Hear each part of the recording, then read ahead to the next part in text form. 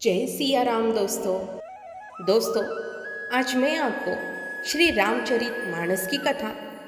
जब माता सीता जी गौरी मैया की पूजा करने गई तो गौरी मैया की मूर्ति क्यों मुस्कुराने लगी थी, इसके बारे में एक कथा सुनाने जा रही हूँ। तो इसका आप ध्यानपूर्वक श्रवण कीजिए। जब सीता जी ने पुष्प वाटिका में श्री राम को देखा तो पिता जनक राज का शिव धनुष संबंधी प्रण याद कर वह अधीर हो उठी। इस अधीरता में वह एक बार फिर से गौरी मंदिर में पूजा करने चली गई, जहां वह बार बार गौरी माता से श्री राम को पति रूप में वरण करने की उनसे प्रार्थना करने लगी।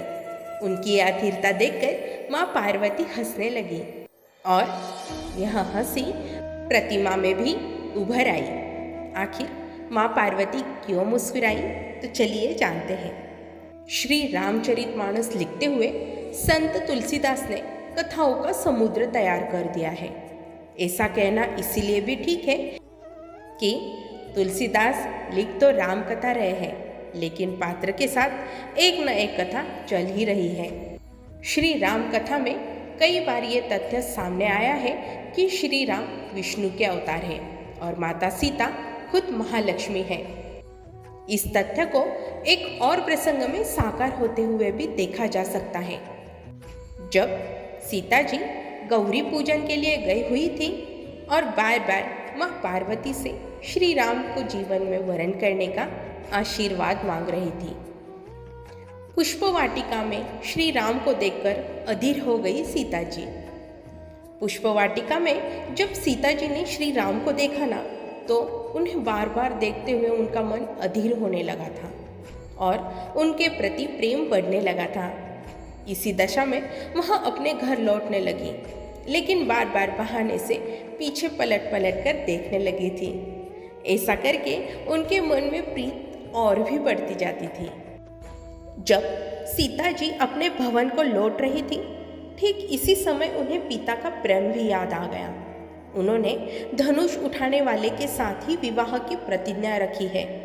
सीता जी यह सोचने लगी कि यह सुकुमार किशोर ऐसे भारी शिव धनुष को कैसे उठा पाएंगे। ऐसा सोच सोचकर वह परेशान हो उठी।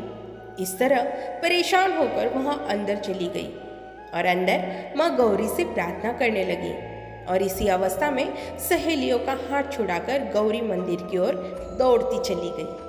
उन्हें अचानक क्या हुआ, यह रहस्य सखियां भी नहीं समझ सकी। देवी सीता ने विभिन्न नामों से की पार्वती जी से वंदना। सीता जी तेज कदमों से गौरी मंदिर पहुंची और पार्वती जी के कई अलग अलग नाम लेकर उन्हें पुकारने लगी। कभी कार्तिकेय गणेश की माता कहती, कभी शिव प्रिया कहकर पुकारती, कभी पर्वत की पुत्री कहती, तो कभी दुर्गा अम्बा पुकारती। जो भी नाम जुबान पर आता उसी नाम को लेकर प्रार्थना करने लगती। उनकी यह स्थिति देखकर कैलाश पर बैठी पार्वती जी भी भाव विभोर हो उठी।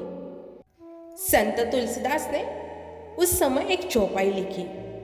जब माता सीता जी गौरी माता से बार बार विनती कर रही थी कि मेरे हृदय में जिसकी छवि बसी है वही मेरे जीवन में साकार हो, बस यही विनती है। मेरे मन में क्या है ये तो आप जानती ही है, क्योंकि आप तो सबके हृदय में रहती हैं। मेरे हृदय में जो उतर आया है उसे भी पहचान लीजिए और वही मनोरथ पूर्ण कर दीजिए। इसके बाद गौरी माता जो असल में कैलाश से सब देख रही थी, वह इस विनय प्रेम भरी स्तुति से द्रवित हो गई। वह इससे विचलित हो गई और कुछ सोचकर वह हंस पड़ी। उनकी यह हंसी सीता जी के सामने गौरी प्रतिमा में भी उभर आई। इसी के लिए तुलसीदास जी ने भी लिखा है, विनय प्रेम बस भई भवानी, खसी मान मूर्ति मुस्कानी। क्यों मुस्कुराने लगी थी माँ पार्वती। सीता जी के सामने माँ पार्वती की मूर्ति क्यों मुस्कुराई थी, इसकी भी एक विचित्र कथा है। कैलाश पर बैठी पार्वती जी को हंसी किस बात पर आई, इसका जवाब शिव पार्वती विवाह से जुड़ी एक कथा से मिलता है। जब देवी पार्वती उमा रूप में शिव जी को पाने के लिए हजारों वर्षों तक कठोर तपस्या कर रही थी। शिव पार्वती विवाह से जुड़ी है ये कथा। एक बार वहाँ जब तपस्या में लीन थी, उधर देवी लक्ष्मी और विष्णु जी त्रिलोक भ्रमण पर निकले थे। देवी लक्ष्मी ने देखा सूखे होठ, सूख चुका शरीर, मुख पर तेज लेकिन कमजोर काया, उसमें एक स्त्री पंचाक्षरी जाप कर रही है। उस वक्त देवी उमा ने पत्ते खाना भी छोड़ दिया था, तो वह अपर्णा कहलाने लगी थी। देवी लक्ष्मी तो पहले ही बहुत प्रभावित हुई थी कि आदि शक्ति होकर भी पार्वती जी इतना कठोर तप कर रही है। फिर न जाने कैसे यही बात उनके मन में शंका के तौर पर पनपी। आदि शक्ति होकर भी इतना कठिन तप क्यों? मन में आई इस बात को उन्होंने प्रकट स्वरूप में सामने से हंसते हुए विष्णु जी से कह दिया। फिर उमा जी ने ये सुना तो तिरछी निगाहों से लक्ष्मी जी की ओर देखा और बिना बोले ही इस बात को भविष्य में जवाब देने के लिए रख लिया। समय आने पर तुम्हें बता ही दूंगी। तो आज वही समय आया था। सामने कोई और नहीं, तीनों लोकों और 14 भुवनों के ऐश्वर्य की स्वामिनी महालक्ष्मी थी।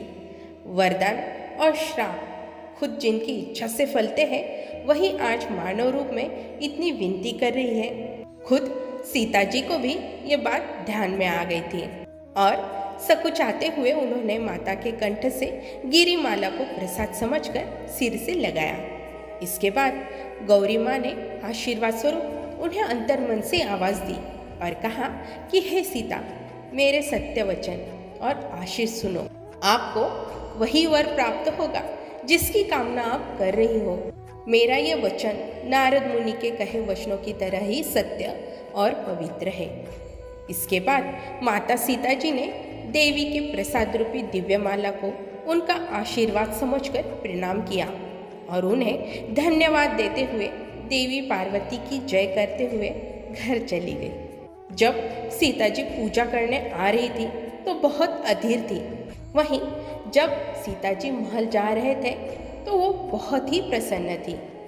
देवी माता को धन्यवाद करते हुए माता सीता महल चली गई।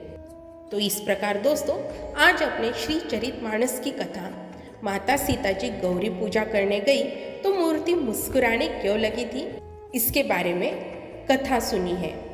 तो दोस्तों, अगर आपको यह कहानी अच्छी लगी हो तो इसे लाइक और शेयर ज़रूर करना और कमेंट बॉक्स में जय सिया राम लिखना मत भूलना।